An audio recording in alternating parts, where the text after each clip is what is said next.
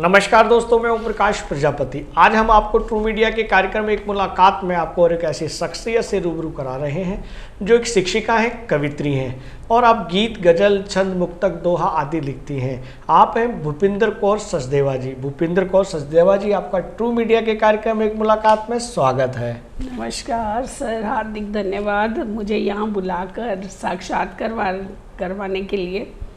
तो आपका हार्दिक जी शुक्रिया, आपका अभिनंदन है। हम प्रश्नों की ओर चलते हैं सचदेवा जी।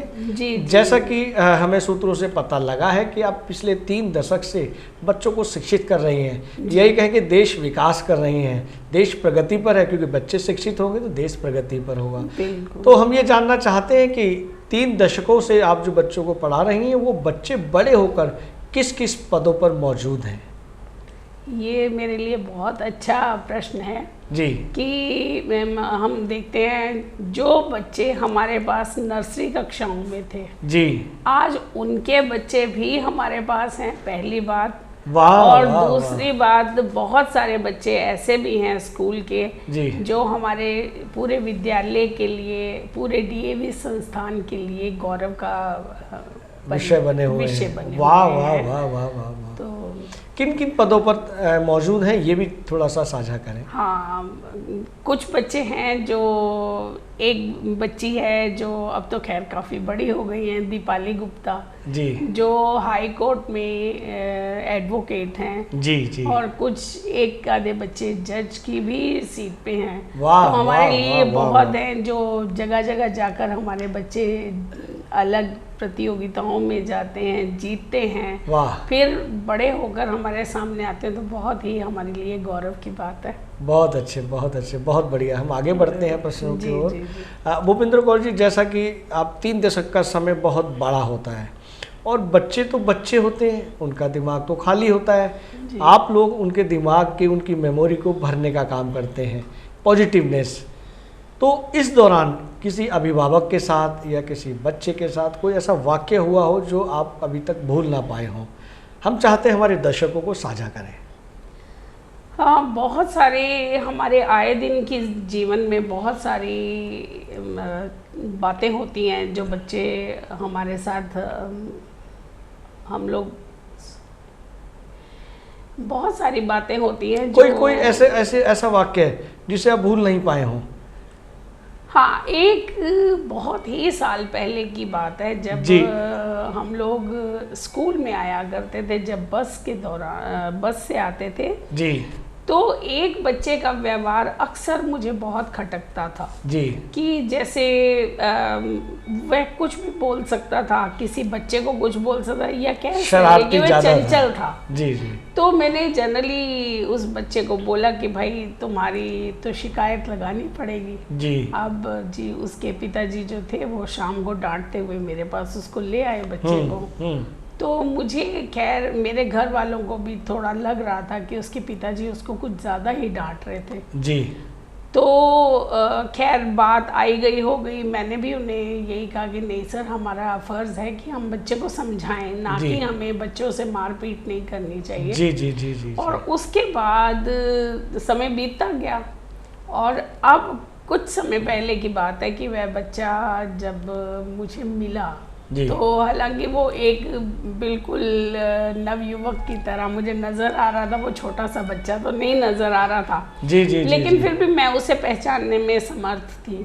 जी। और जब मैंने उसको ये कहा कि बेटा तुम हो, मैं नाम यहाँ नहीं लेना चाहूँगी उस बच्चे का, बिल्कुल, बिल्कुल। तो उसने मुझे मेरे पाँव छुए और मैंने उसे, क्योंकि उस दिन उसके पिताजी ने बहुत डांटा था जी, तो मैंने उसके लिए उससे माफ़ी मांगी। मैंने कहा सॉरी बेटा, मेरी वजह से तुम्हें बहुत डांट पड़ी थी। तो उस बच्चे ने मुझे बहुत अच्छे से जवाब दिया कि मैडम वो मेरे लिए बहुत ज़रूरी था, अगर मैं उसी तरह से रहता तो शायद मैं आज इतने ऊंचे ओहदे पे नहीं पहुंचता। वो पिताजी की जो डांट थी, जो आपका समझाना था, वो मेरे लिए, उसने मेरी दिशा को चेंज कर दिया, बदल दिया मेरे रास्ते को। और आज मैं जो भी हूँ, मैं इन वजह से ही हूँ कि मेरे पिताजी का जो डांटना हुआ था, हाँ, तो ये चीज़ इतने सालों बाद भी खैर मेरे दिमाग से नहीं, आज उसके बच्चे भी हमारे ही स्कूल में पढ़ते हैं। क्या बात है, क्या बात तो है, क्या ये बात मेरे है। लिए और भी ज़्यादा गौरव की बात है कि जो बच्चे हमने छोटे छोटे देखे थे और उसके बाद उनको अब हमारे ही विद्यालय में वाह उनके वाह बच्चे भी वाह, पढ़ बहुत अच्छा वाक्य आपने सुनाया। ये संस्मरण जो है उन बच्चों के लिए ज़्यादा बेहतर रहेगा कि जो बच्चे शरारत करते हैं, अपने पेरेंट्स का या शिक्षकों का कहना नहीं मानते हैं।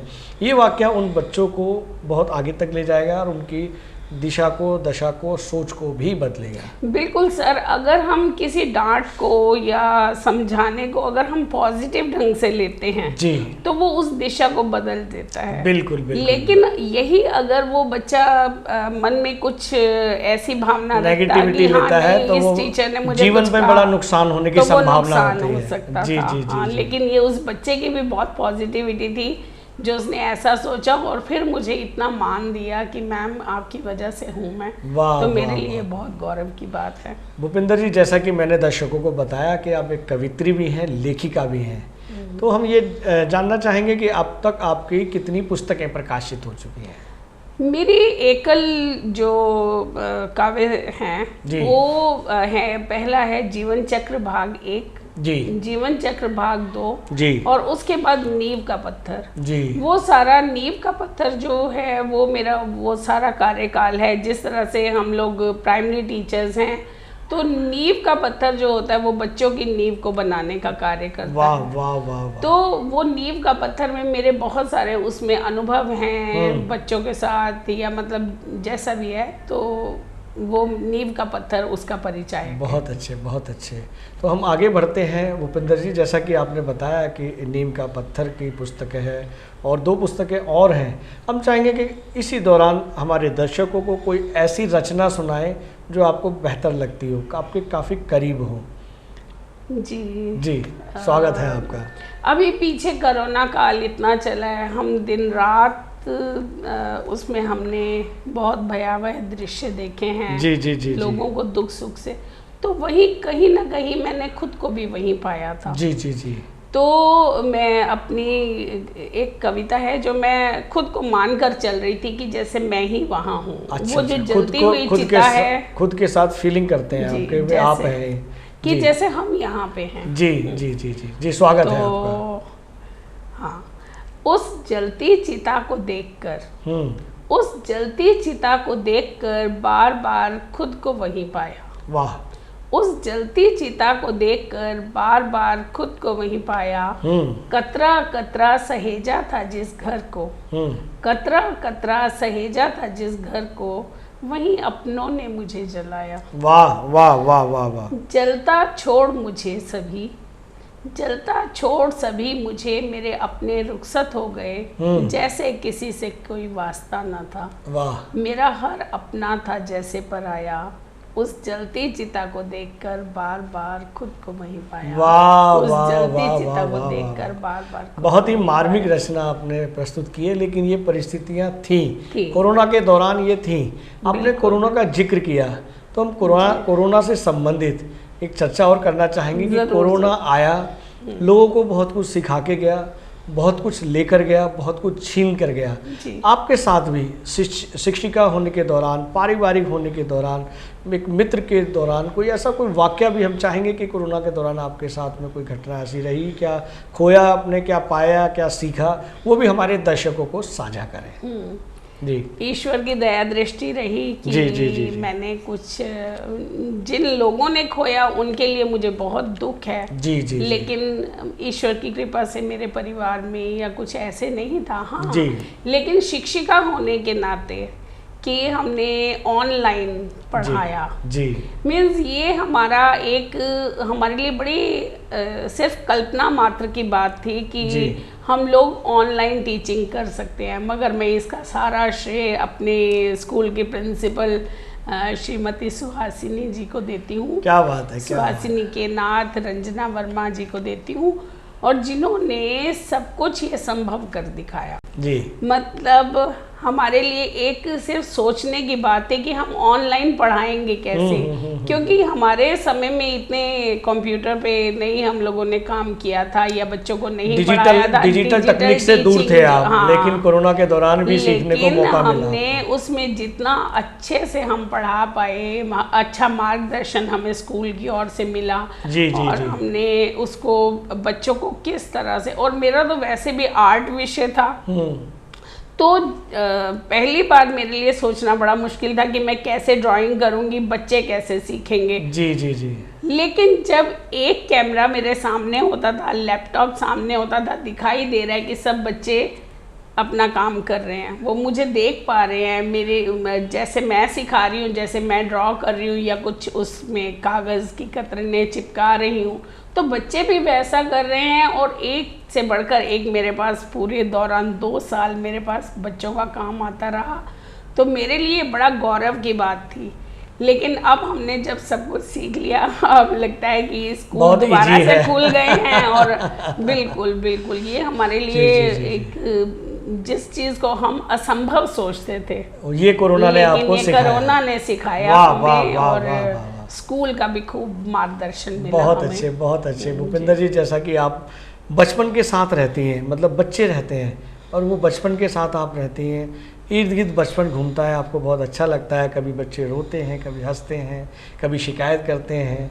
तो अब हम चाहेंगे कि आपके बचपन में भी ऐसा कोई वाक़या आपके साथ हुआ है जो आपको अभी तक या तो वो आपको हंसा देता है या आपको रुला देता है या मुस्कुराहट आती है उसको सोचते ही, ऐसा भी कोई वाक़या हमारे दर्शकों को साझा करें?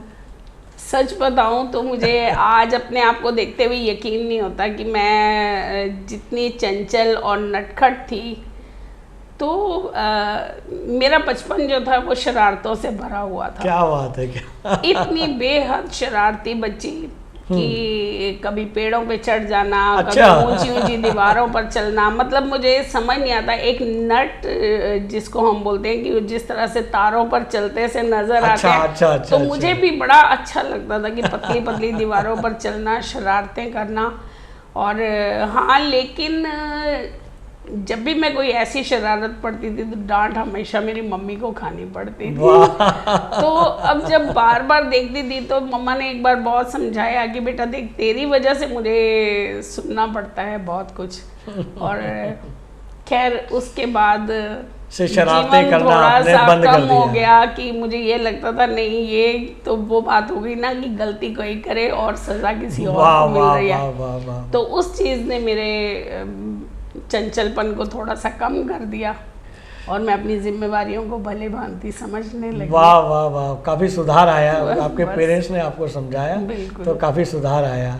भूपेंद्र कौर जी, आपने ट्रू मीडिया के कार्यक्रम में एक मुलाकात में अपना बेशकीमती समय दिया, इसके लिए बहुत बहुत धन्यवाद। हार्दिक धन्यवाद। मैं आपका बहुत बहुत धन्यवाद करती हूँ कि आपने इस योग्य समझा मुझे और साक्षात्कार करवाया, तो हार्दिक धन्यवाद। अगर आप ये वीडियो YouTube पर देख रहे हैं तो हमारे चैनल को सब्सक्राइब करें और बेल आइकन को दबाना ना भूलें। अगर आप Facebook पर ये वीडियो देख रहे हैं तो हमारे पेज को लाइक करें।